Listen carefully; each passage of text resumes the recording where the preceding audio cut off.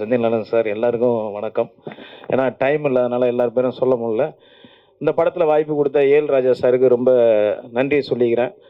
என்னென்னா சந்தான பாரதி சார் சொன்ன மாதிரி எனக்கு டைரக்டரை பார்த்தாலே ஒரு பயம் எப்போவுமே இருக்கும். பெரிய டைரக்டருங்கிறப்ப மகாநதி படம் நான் ஜூனியர் ஆர்டிஸ்டாக போயிருந்தேன். அப்போல்லாம் நாங்கள் டைரக்டரை பார்க்கணுன்னா அங்கே நின்று பார்ப்போம், பக்கத்துலேயே நெருங்க முடியாது.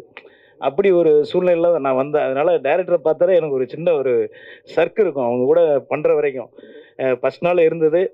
அதுக்கப்புறம் சார் வந்து என்னை இயல்பாக அப்படி உள்ளே இழுத்துட்டு போயிட்டார். வாடா தம்பி, என்னடா நீ என் தம்பி தான்டா அப்படிங்கிற அளவுக்கு இழுத்துட்டு போய் ஒரு சாதாரணமாக என்ன ஆக்கி நடிக்க வச்ச சந்தான பாரதி சாருக்கு நன்றி. நான் நடித்ததை விட இந்த படத்தில் நடித்த ஸ்ரீஹரிக்கு மேலே சொல்கிறேன். ஃபஸ்ட்டு ஒரு ஆல்பம் வந்து ஏஎல் ராஜா சார் தம்பியை வச்சு பண்ணியிருந்தேன். நான் பார்த்தேன்.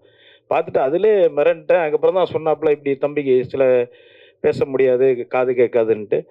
ஆனால் அதை மீறி அவருடைய திறமையை காமிச்சிருக்கிறதுக்கு அவருக்கு வாழ்த்தையும் மேன்மேலும் வளர என்னுடைய வாழ்த்துக்களை தெரிவிச்சுக்கிறேன். நன்றி.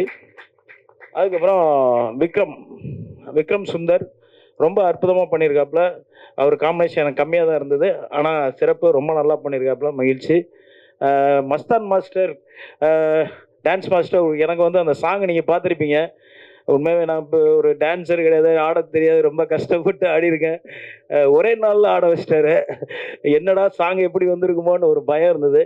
உண்மையாகவே அது வந்து டெக்னீஷியன் அவங்களால தான் முடியும். நம்ம வந்து ஒப்படைக்க தான் முடியும். அவங்க நம்மளை வேலை வாங்குறது டைரக்டர் அண்ட் டெக்னீஷியன் தான். அந்த வகையில் நான் அந்த படத்தில் ஒர்க் பண்ண ரொம்ப சந்தோஷம். ஏஎல் ராஜா சார் இந்த படத்தில் கடினமாக உழைச்சிருக்காரு. அவர் கூட இருந்த இணை தயாரிப்பாளர்களும் சரி, எல்லாருமே ஆர்டர் பண்ணியிருக்காங்க.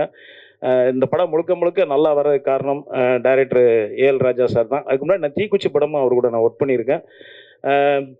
அதே மாதிரி பார்த்திங்கன்னா என் கூட நடித்த ரேவதி, அவங்கள பற்றி சொல்லி ஆகணும். ரொம்ப நல்லா நடித்தாங்க. மிக்க மகிழ்ச்சி. அதுக்கப்புறம் அவங்கள நான் படங்களில் நிறைய நடிப்பாங்கன்னு பார்த்தேன். இப்போ வந்து அரசியலில் இறங்கியிருக்காங்க. மிக்க மகிழ்ச்சி, ரொம்ப சந்தோஷம். ரொம்ப நன்றி. இந்த படத்தில் நடித்தது ரொம்ப சந்தோஷம். எல்லோரும் படத்தை தேட்டரில் வந்து பார்த்து வெல்வீங்க. தேங்க்யூ.